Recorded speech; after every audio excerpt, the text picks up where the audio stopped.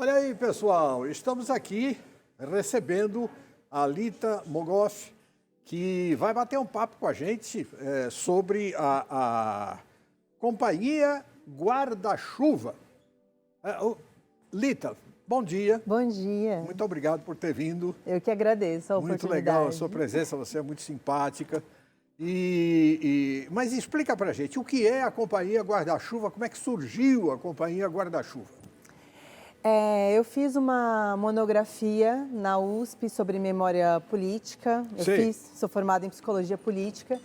E aí eu queria muito contar todas as histórias que eu tinha estudado, que eu tinha pesquisado, mas eu queria contar para as crianças. Então, a companhia surgiu daí. A gente começou a fazer vídeos no YouTube, começou a desenvolver esse texto. O Tato Fischer veio dirigir, que é um diretor incrível. E aí a companhia foi crescendo, a gente desenvolveu jogos também para que as crianças possam assistir o espetáculo e levar para casa, estudar, refletir sobre as histórias dessas personalidades. Que bacana. Essa peça, ela já está em cartaz, ela entra em cartaz, como é que é? A gente tem uma nova temporada agora, né? Uma curtíssima temporada ali na Funarte. Funarte São Paulo. Começa no dia 22, agora, né, esse sábado. Sim. Mas a gente já fez as apresentações dela antes. A gente fez temporada no ano passado, em 2021 também. Então, ela vem... E aí é legal porque o teatro vai crescendo, né? A gente vai acrescentando coisas, vai mudando coisas, é dinâmico. E é a tua primeira experiência no teatro ou você já vem de toda uma estrutura que te deu esse respaldo? Eu trabalho como atriz com teatro desde 2011. Isso então, é ótimo. Tem uma carga aí. Isso é ótimo. Mas você seguramente fazia peças adultas, não? Sim, a maioria. Mas fiz muita princesa também, bruxa. Primeiro você faz princesa, depois você passa dos 30 e começa a fazer bruxa. Para você fazer princesa deve ser fácil. Agora, para a maquiadora te transformar em bruxa, deve ser um inferno. Agora, uma outra coisa. Essas personagens que você colocou nessa peça, como é que você as criou e com que intuito você criou tudo isso? Olha, foi muito difícil escolher, assim, da pesquisa que eu tinha, escolher algumas mulheres. Mas aí eu fiz uma escolha, eu escolhi a Aracide Carvalho, que é uma personalidade que a gente estuda muito pouco, as crianças pouco conhecem, mas foi uma mulher incrível, né? Ela ajudou o povo judeu a entrar no Brasil. Então, ela tem esse ar de grande heroína. Tem a Maria Quitéria, que foi uma escolha muito fácil também, porque é a primeira soldada mulher. Sim. A Maria Filipa, que é uma mulher negra que juntou outras mulheres para defender ali as praias da Bahia. Olha lá, tá lá a heroína na história, Maria Filipa, né? Essa é a Maria Filipa. A quem você acabou de se referir. Mas e aí? Continua. Bem, aí tem a Margarida Maria Alves, que é uma mulher que lutou pelos direitos das crianças lerem e escreverem no campo, lá na Paraíba. Então a gente fez essa escolha, assim, étnica, uma escolher mulheres de lugares diferentes do Brasil para sair um pouco desse eixo Rio-São Paulo. Claro. E aí tem uma heroína que para mim é muito cara, assim, que é a minha avó. Tá bom, sem dúvida. A heroína. A heroína. Então a gente termina o espetáculo dizendo que essas mulheres que se dedicam à criação de crianças, os homens também, né, que se dedicam à educação, também são heróis, também são heroínas. Que bacana. Então, você se referiu à sua avó se chamava? Maria. Maria, né? Maria. Então, eu gostaria de conhecer um pouco mais, porque outras personagens históricas que você citou aqui dispensam apresentação. Outras, talvez, a gente tenha que ser relembrado da importância delas exatamente por essa coisa da mulher pouco ser vista como protagonista dos grandes eventos históricos. A não ser, claro, existem vários casos que sim, ela é lembrada, mas a maioria das vezes, infelizmente, a gente não tem essa cultura, você sabe disso. E até por isso é que você faz tanto sucesso com a tua peça. Então, eu queria, se você me permite, te pedir para você nos apresentar essa última heroína, última nessa relação que você deu, a quem você se referiu, que é sua avó Maria. Opa! Você pode fazer isso para gente? Agora. Então vamos lá, ué. Olha só, a Lita e a avó Maria.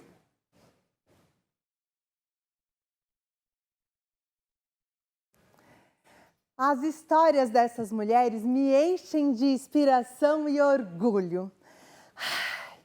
Será que você conhece também uma heroína assim de carne e osso? Uma heroína de verdade, sem ser essas que têm poderes mágicos? Eu conheci uma heroína de carne e osso, que me contava histórias, que cantava músicas. Ela era minha avó e ela se chamava Maria. Ela gostava de contar histórias e tinha o superpoder de transformar ovos, farinha, leite em bolos, bolinhos e pastéis. O superpoder dela era o de contar histórias. E ela adorava contar histórias de animais mágicos, de sementinhas que alimentavam vilarejos inteiros. Tantas Marias, Dona Araci, Dona Margarida, são todas heroínas, todas heroínas. Hey!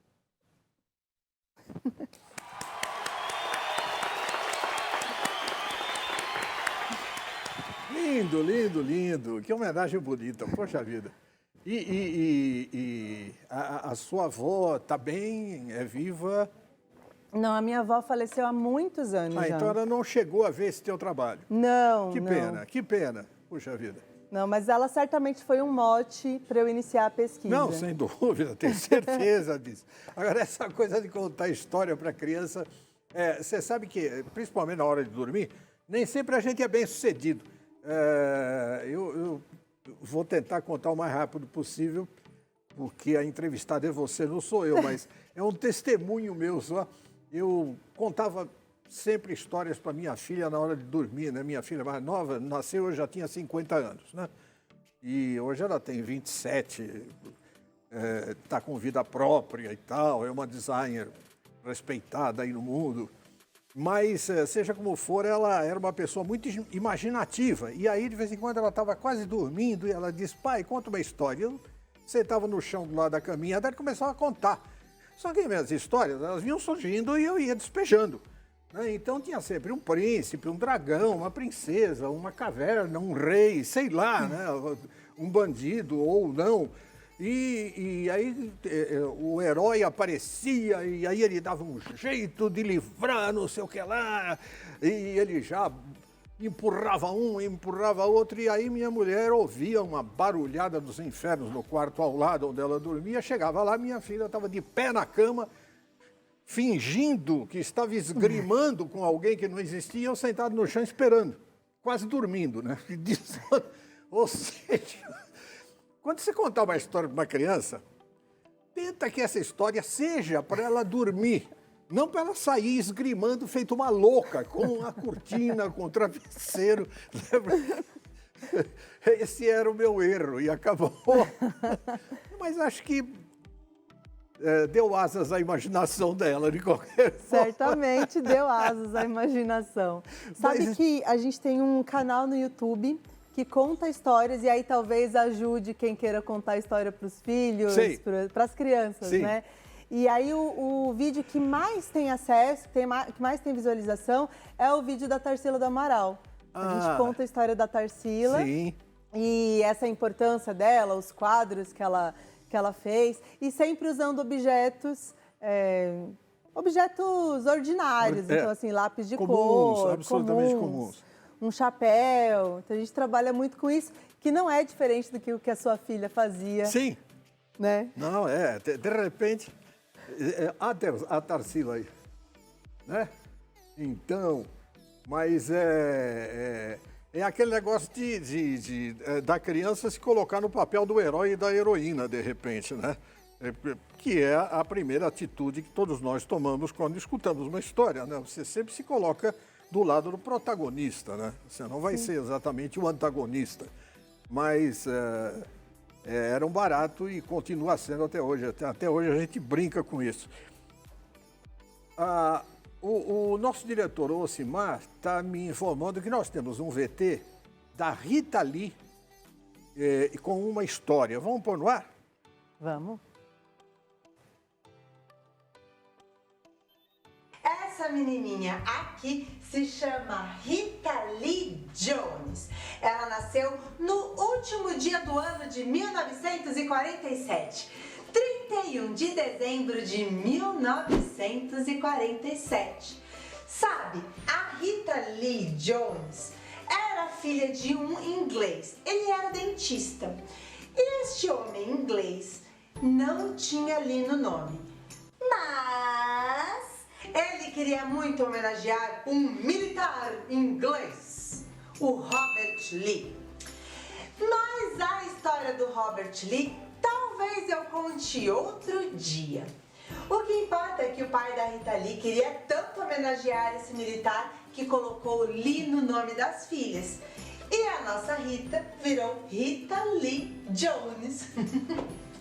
Sabe, a nossa Rita nasceu no estado de São Paulo, na cidade de São Paulo, e vivia no bairro chamado Vila Mariana.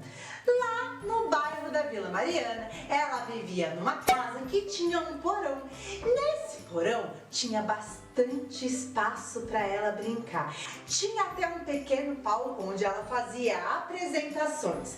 Ela era a irmã mais nova e ela era muito danada. Ela e a sua irmã aprontavam todas. Elas até enchiam bexigas e estouravam bem perto dos adultos. Eram muito agitadas, muito mesmo. Mas elas tinham um segredo. Sensacional, sensacional. Realmente a Rita Lee morava na Vila Mariana, né? Antes de conhecer o Arnaldo Batista, se casar com ele, aquela coisa toda, o primeiro casamento dela. E eu era praticamente vizinho dela, né? 2 sobrados ali na rua Joaquim Távora, né? Eu morava um pouco mais embaixo, mas a gente sempre se via por ali, né?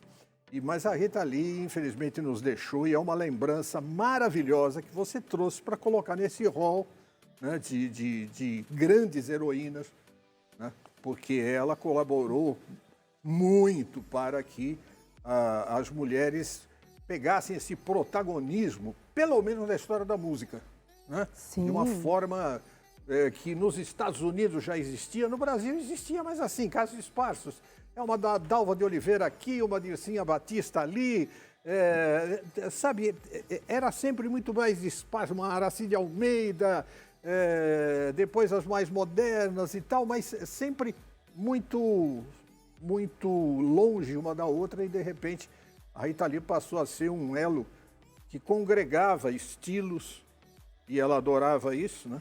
E no rock, né? Não, e no rock and né? roll, Quer dizer, a super... linguagem veio pegando desde os jovens, mas depois ousando gravar bolerinhos, outros estilos, e foi formidável, né? E escreveu para criança, né? Sem Ela dúvida, escreveu para criança. também. Então, realmente muito bem lembrada e muito corajosa essa tua ideia de pegar não só essas heroínas históricas, como até as pessoas da família que, obviamente, na pessoa da sua avó, na presença da sua avó, acabam representando as avós de todas aquelas crianças que estão na plateia e que vão prestar mais atenção nos seus avós depois de verem a sua peça, né? Sabe que no caminho para cá, eu vi que saiu uma pesquisa recente que as meninas, a partir dos 5 anos de idade, elas já começam a se sentir incapazes. Então, elas já começam a achar que elas não podem ser astronautas, elas não podem ser cantoras. É mesmo? A partir dos 5 anos, elas já começam a identificar algumas questões sociais que dizem não para elas. E aí, achei isso muito interessante, porque o foco do espetáculo é justamente mostrar para as meninas que elas são capazes. Sim. Né, de desenvolver as suas habilidades e transformar em superpoderes, que é o que a gente brinca o tempo todo no espetáculo. Claro. A produção está me dizendo para a gente dar uma olhada agora nesse vídeo com a Berta Lutz. Essa menininha aqui se chama Berta Lutz. Ela nasceu em 1894 aqui no Brasil. A Berta Lutz se formou bióloga lá na Universidade de Sorbonne, na França. Chique, né? Tão chique, que parece muito chique, né? Quando a Berta estudou lá na França, ela conheceu muitas mulheres. E essas mulheres lutavam por seus direitos, principalmente pelo direito da mulher de votar. A Berta Lutz ficou encantada com aquelas mulheres e ela pensava, quando eu voltar para o Brasil, preciso fazer algo assim, lutar pelo direito das mulheres. Quando a nossa Berta voltou pro Brasil, ela foi trabalhar lá no Museu Nacional. Ai, mas ela ficava com aquela coisa do direito das mulheres na cabeça. Ficava. Ai, não consigo tirar isso da minha cabeça. Tive uma ideia. Vou escrever um artigo no jornal. E em 1918, a Berta Lutz escreveu o artigo Somos Filhas de Tais Mulheres. Um artigo que falava sobre a Incrível. O texto é muito bom, hein? O texto é todo teu. Todo meu. O texto Pro bem é ou pro ótimo. mal? Às vezes não é tão legal, às vezes é legal. Não, claro, pro bem e pro mal é tudo, né? Mas muito bom, ele é absolutamente didático, sem ser chato, né? Sem ser discursivo. Perfeito, está na medida, poxa vida, que E fantástico. você sabe que no espetáculo, essa nova temporada, a gente tem uma novidade, que é a presença de uma musicista em cena. Ah, que bacana. E aí ela vai fazendo esses efeitos sonoros, que até então eram eletrônicos. Sim. E agora ela vai fazendo ao vivo ali e usando instrumentos fáceis que as crianças conseguem identificar. Então, o cano de PVC, o xilofone, todas essas Ela é mais uma sonoplasta do que uma musicista em cena, né? Nesse ponto sim, tem razão. Que bacana. Você tem ideia dessa tua iniciativa aqui já ter tido alguma repercussão internacional? Não apenas sobre a tua peça, mas inspirada em algumas outras dramaturgas ou atrizes ou escritoras, enfim, terem resolvido fazer um espetáculo parecido com esse, até para criar uma consciência nas crianças, nas mulheres, desde a mais tenra idade até a idade adulta, da importância que elas têm que ter dentro desse protagonismo todo? Olha, eu ainda não ouvi falar. Mas, quando eu estava lá atrás escrevendo esse projeto, eu me inspirei muito na Pipi Meias Longas. Sim. Que é uma personagem infantil, mas ela é bem antiga, né? Acho que ela é da década de 20, Sim. se não me engano. E é uma personagem, assim, muito revolucionária, apesar de ser uma criança. Claro. Uma criança, né, desse mundo imaginário. Claro, assim. claro. Poxa vida, as tuas referências são sempre muito fortes, né? Você traz a inspiração não só de muito tempo atrás, mas de personagens realmente muito fortes. Em cena é só você? Só eu. Eu e um monte de bonecos. Tem esse livro e tem um Google, que a gente chama de Google, De Google. o Google, para explicar algumas palavras difíceis. Por exemplo, independência. Sei. Né? Então, eu estou ali fazendo, de repente, independência. O que é independência? Claro. E aí, esse Google aparece e a gente tem a explicação do que é independência, para que as crianças possam, de fato, entender. Claro. Para aquelas crianças que recebem a palavra na escola e não têm a menor ideia do que ela significa, a Lita explica. Vamos colocar no ar a Dandara? Opa! Vamos lá. Essa menininha aqui se chama Dandara. A gente não sabe em que ano a Dandara nasceu, mas a gente sabe que por volta de 1670 ela vivia aqui no Brasil. Ó, faz um tempão, né? Ela também não nasceu no Brasil, ela nasceu lá no continente africano e ela veio pra cá contra a vontade dela. A Dandara foi escravizada, quer dizer que ela foi sequestrada, tiraram a Dandara das terras em que ela vivia, trouxeram para o Brasil e aqui ela era obrigada a trabalhar, mesmo que ela não quisesse, porque se ela se negasse, ela apanhava. Assim como a Dandara, muitas outras pessoas negras foram escravizadas e obrigadas a trabalhar aqui no Brasil. Sabe, essas pessoas às vezes conseguiam fugir, então formavam quilombos. Você sabe o que quer dizer quilombo? Quilombo eram bairros, comunidades que as pessoas que fugiam construíam para viverem felizes. Eles trabalhavam, construíam suas casas, plantavam e viviam em uma verdadeira comunidade. O quilombo que a Dandara vivia chamava Palmares e foi o maior quilombo que existiu no Brasil. Olha, sensacional, meu Deus do céu.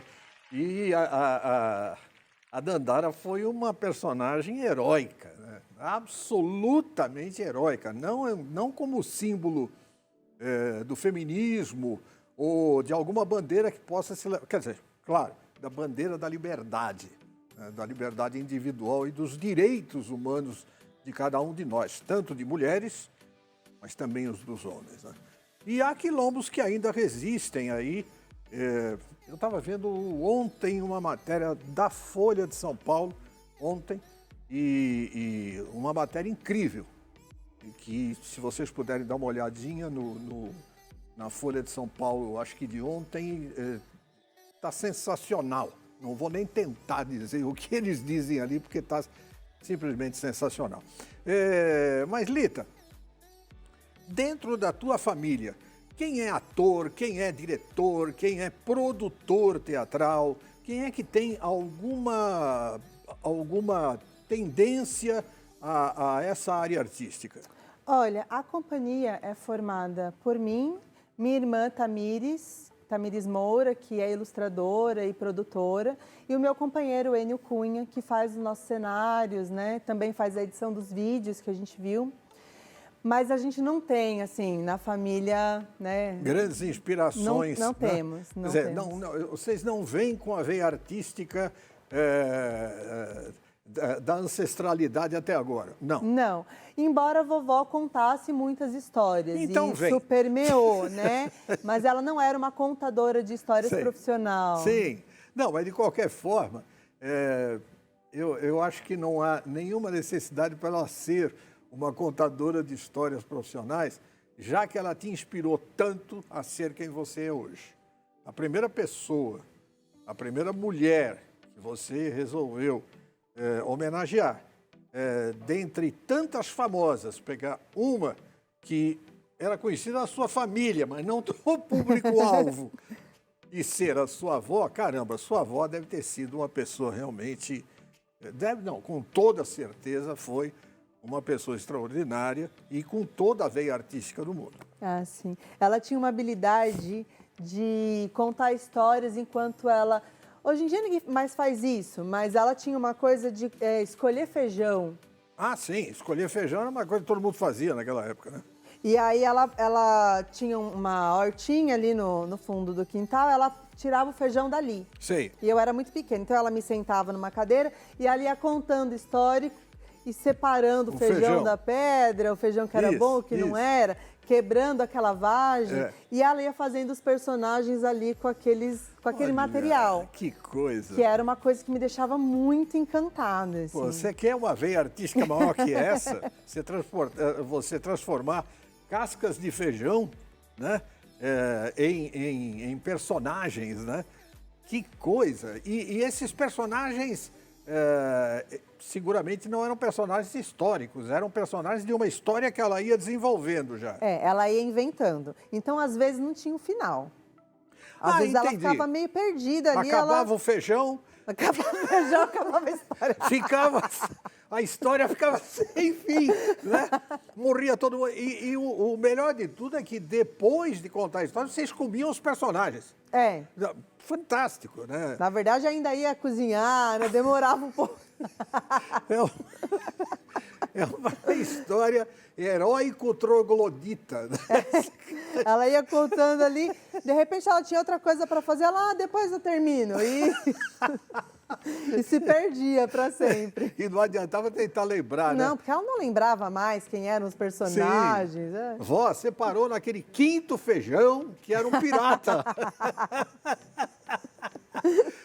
Ai, que coisa fantástica. Né? Você agora há pouco disse uma coisa que me deixou meio encafifado. Eu não pensei que as crianças atualmente elas estivessem desistindo de seus sonhos mais malucos, mais delirantes, malucos não, mas delirantes, numa idade tão pequena, 5 anos de idade. As crianças, ou pelo menos as meninas, sabem o que até onde elas podem ir, e tem certas coisas que não dá nem para sonhar. Olha, nem para sonhar, eu acho que é o pior castigo que alguém pode ter. Eu tenho bem mais que 5 anos. Um pouquinho. Não, um pouquinho, vezes tudo. E eu continuo sonhando, com tudo. Não tem nenhum limite para as coisas que eu invento para mim mesmo diariamente. Não estou dizendo que é de vez em quando, diariamente. Tem aí os problemas que tiver. Você acha que isso se repete também com os meninos, ou eles também, aos 5 anos, continuam dizendo: eu quero ser bombeiro, eu quero ser piloto de Fórmula 1, eu quero ser astronauta, eu quero ser cantor?